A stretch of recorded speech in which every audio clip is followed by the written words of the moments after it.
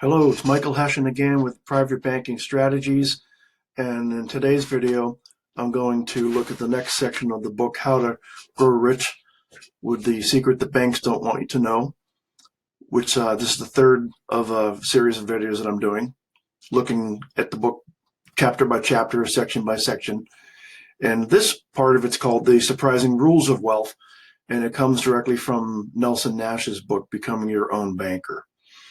And it's basically him looking at these rules that it's really important to pay attention to them and implement them if you want to successfully create your own private banking system and actually become your own banker and all that entails. So let's go ahead. So rule number one, I'm just going to move myself down here. Rule number one is Parkinson's Law.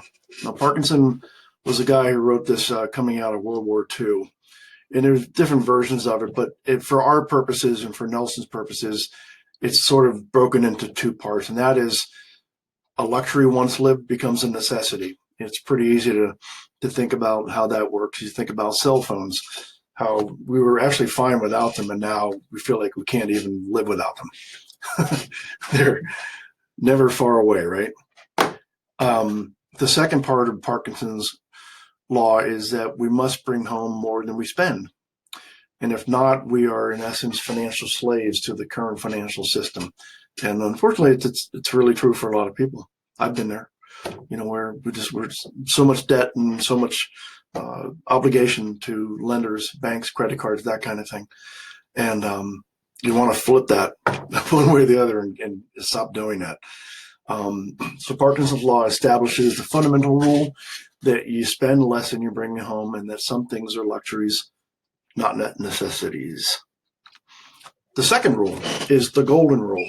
This is a little bit different than a lot of people might think of it in biblical terms, where do unto others as others do unto you. I think that's what the golden rule is.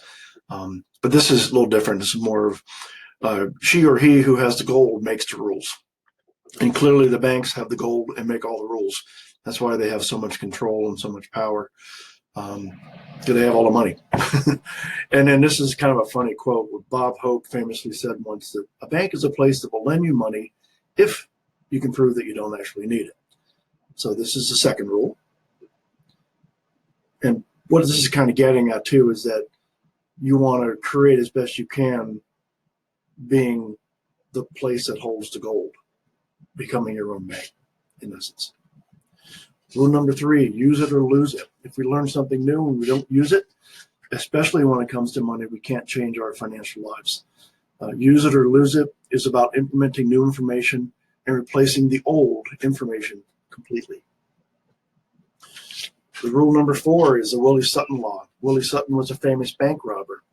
Back in the 30s, I believe. He was asked by a reporter when he was in jail, Willie, why do you rob banks? And Willie replied, duh, that's where they have all the money. Why wouldn't I go there? And this is a kind of a veiled, not so veiled reference to the IRS. We all know that the more money you make, the more the IRS takes in taxes. Just the way it is. Rule number five is the arrival syndrome. It's the I've been there, I've done that. I already know that. I don't need to know anymore. I know everything there is to know about money. I know what life insurance is. I know what 401ks are, and I don't need to learn anything new syndrome. And it's not so much, this is from Nelson, I love this. It's not so much what you don't know about money that's hurting you. It's what you think you know about money that is incorrect that is hurting you. I think it's a very important lesson in that quote from Nelson.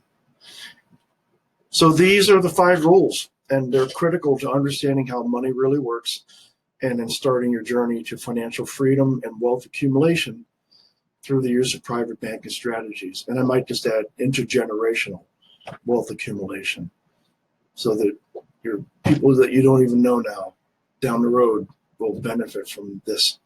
Okay, so thanks again, and until the next time, I wish you a good day, and we'll talk soon. Bye.